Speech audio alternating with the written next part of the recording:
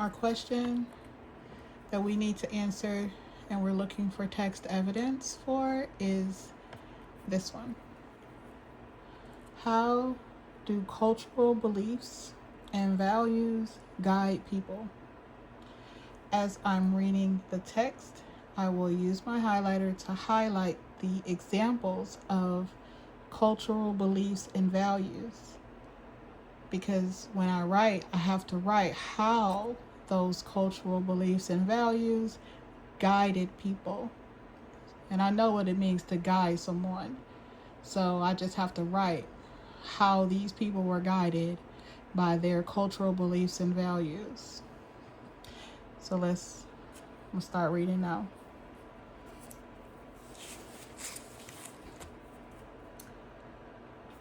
I'm reading The Indian Country, 1800, A Brilliant Plan for Living. A Brilliant Plan for Living. The people of the Corps of Discovery encountered on their 2.5-year round-trip journey to the Pacific belonged to well-ordered communities.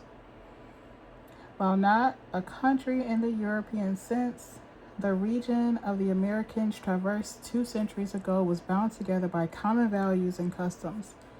So what were those common values and customs? In 1800, the Native American communities in the Missouri and Columbia River regions were prosperous and thriving. They knew how to take advantage of the abundant natural resources around them and traded for what they could not produce themselves. Is that a cultural belief? No. No. They had highly developed social structures to educate their children, care for their elderly, and prevent and resolve community conflicts. As Frederick Baker has commented, they didn't need schools, police, jails, and social workers. They had a brilliant plan for living. I'm going to highlight this one. They had highly developed social structures to educate their children, care for their elderly, and prevent and resolve community conflicts. That is a value. That's a value. Because they valued that. They had a highly developed social structure. Okay, so it's creators. For the people of the Indian country, creation was not a distant event. They believed the world was a product of ongoing creative acts involving many supernatural forces. That's a belief. They believed because of this word believed. So this is a belief.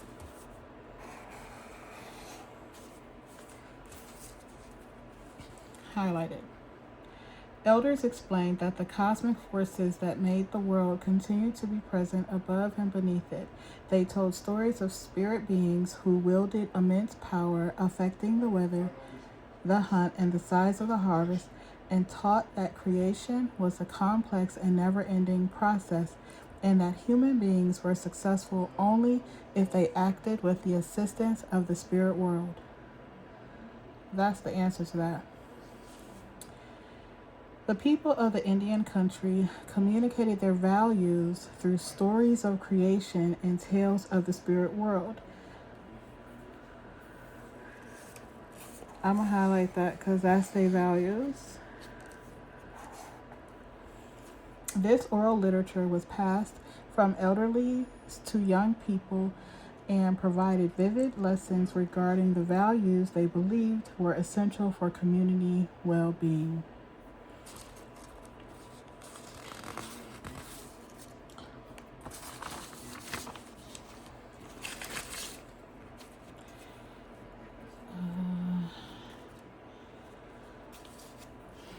Gift-giving and reciprocal generosity were central to the values that bound community members to each other and to the natural and spirit world.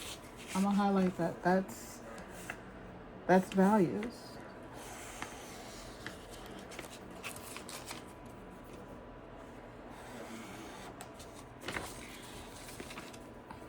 People in the Indian country believed it was wise to show respect and gratitude to the spirit beings by offering them presents and prayers, gifts from the Creator's healthy children, good crops, a successful hunt called for gifts in return. The steady flow of generosity within and between communities also facilitated social harmony. In villages and hunting bands, people organized their lives to discourage greed and draw individuals into a web of mutual support. Travelers, diplomats, and traders would greet their hosts with gifts. Their hosts would offer them gifts in return, fostering long and peaceable relationships. I'm gonna just highlight that because they just made a big deal about gifts. And that's the value. Men and women. Men and women contributed equally to the well-being of Indian country communities. Their distinct but complementary gifts and skills were essential to the flourishing of human life as they transformed animals into clothing, plants into food, and children into adults. Cultural beliefs and values.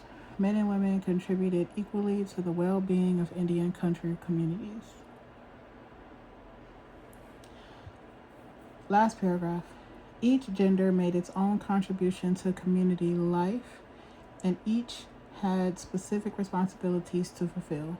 Working in groups, whether in hunting, farming, fishing, or processing raw materials into finished goods, drew men and women together, forging powerful bonds that cemented the social unity and cohesion of the community.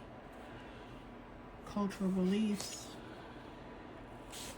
Cultural beliefs, each gender, that's a cultural belief. Each gender made its own contribution to community life.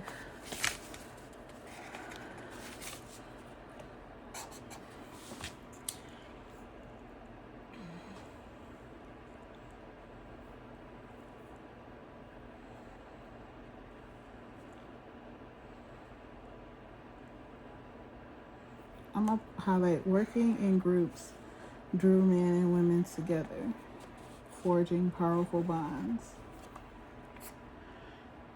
And that's it. So, should have at least 2 to 3 pieces of text evidence to support the question, how do cultural beliefs and values guide people, from our first text?